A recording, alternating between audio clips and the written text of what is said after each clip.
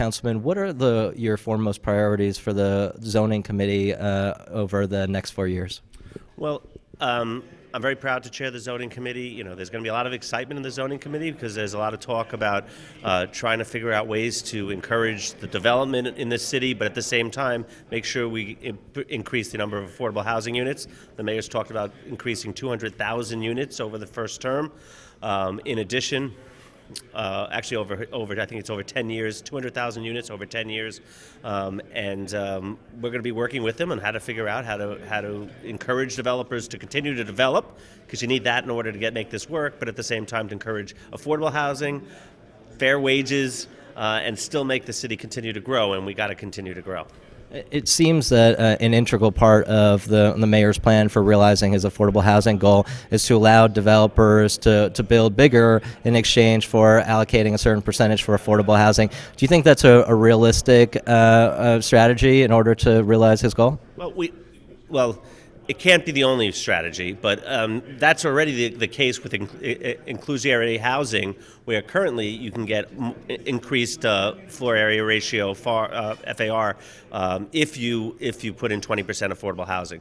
So what he's hoping to do is to mandate it, that in order to develop and to go big, you must actually include this. So, you know, how big, we don't know. I mean, we don't want to go so big where the communities are upset. I mean, if anyone's been paying attention the last two terms of Mayor Bloomberg, we've been downzoning the city all over, and the community has loved it. In my area, too, we've done a lot of downzoning. So I don't think the communities are ready to have upzoning all over the place, but we are going to have to come up with innovative ways in order to create new housing and to fix up old ones. It seems like with projects like Atlantic Yards, what we see consistently is, okay, we make a deal, you can build luxury housing, but then there has to be affordable housing component, and then the affordable housing component's always the last to be built.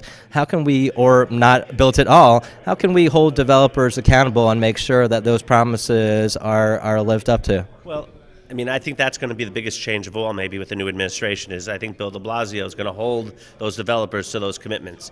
Mike Bloomberg, you know, God bless him, I don't think his number one priority was building affordable housing. I don't think his number one priority, he wanted to get Atlantic Yards built, and I'm not sure he kept the developers' feet to the fire. I think Bill de Blasio will. What do you see as the most important frontiers in rezoning right now in the city? We've heard about in Midtown rezoning, but are there some kind of new frontiers that you are really focused on in the 5 boroughs?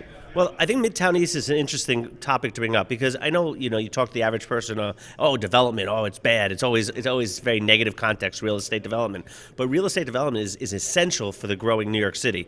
Our office buildings on average are about 70 years old throughout New York City. We need new office buildings in order to keep current businesses and try to attract new ones. And these days, the modern office is a lot different than it is in Mad Men, with little cubicles and little offices. People like big open spaces, big trading spaces, high ceilings. So you need those new buildings in order to grow. So Midtown East, I think, is essential that we do it, because I think it's not a huge amount of buildings, but the buildings will grow and be big office buildings, modern, energy efficient, green buildings, all things we want to have for the city. The city can't stay stagnant. We have to continue to grow if we're going to continue to be the greatest city in the world. What about areas outside of Manhattan? What are the areas that you've really been focused on for zoning issues? Well, I represent a district in eastern Queens. Has not been a big, we don't have a lot of changes in zoning. We don't have a lot of big new buildings going up. And truthfully, my community is very happy that way. They like the way things are. Obviously, there are a lot of new boom industries areas in this city. Obviously, in Brooklyn, on the waterfront over there, and in Queens and Long Island City and Astoria, housing has really skyrocketed. Trying to keep the costs down is a challenge, and trying to figure out what cost is it that makes it affordable.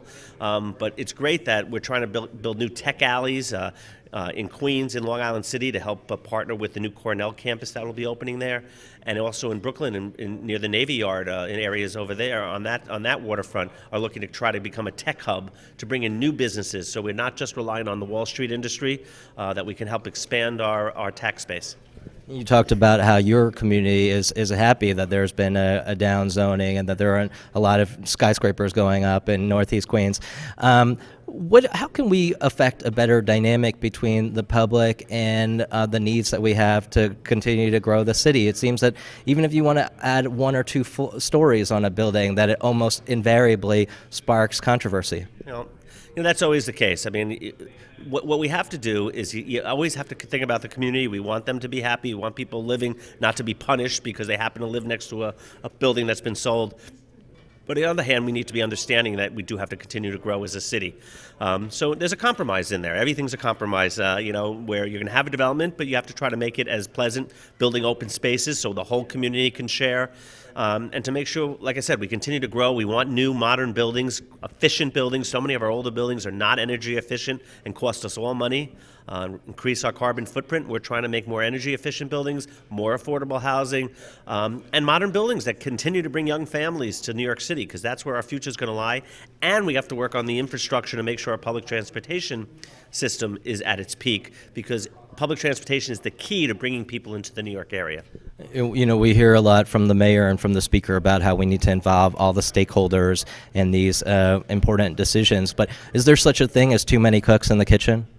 Well, I agree with the mayor that we need to involve everybody. I think it's important. It doesn't mean everyone's opinion is going to be the answer, but you have to take people's opinions into consideration. Some of the criticisms of the former administration was they often said, this is how we're doing it, we don't care what you think. I think Bill de Blasio talks about listening to people. Listening to people doesn't mean you do whatever they say, but it does mean that you listen, and when they have legitimate concerns, you try to address them. Councilman, lastly, I want to ask you a kind of disconnected question from the rest of this conversation. Have you gotten a sense more of what your role is going to be as head of the Queens delegation of the council? Yeah, thank you very much for bringing that up. I'm delighted to have been asked by my colleagues in Queens delegation to help run for the head of the delegation. I'm doing that now. We're looking to be unified. Queens has some unique needs. We have more seniors than anybody else. We have a lot of new big parklands out there we want to preserve, and we want to make sure Queens gets their fair share. So that's sort of in unity there is strength, and we're 14 1/3 council members, and we're looking to use that influence to try to make Queens the top borough and make sure we get our fair share and to make sure it continues to be a great place to live, work, and raise a family.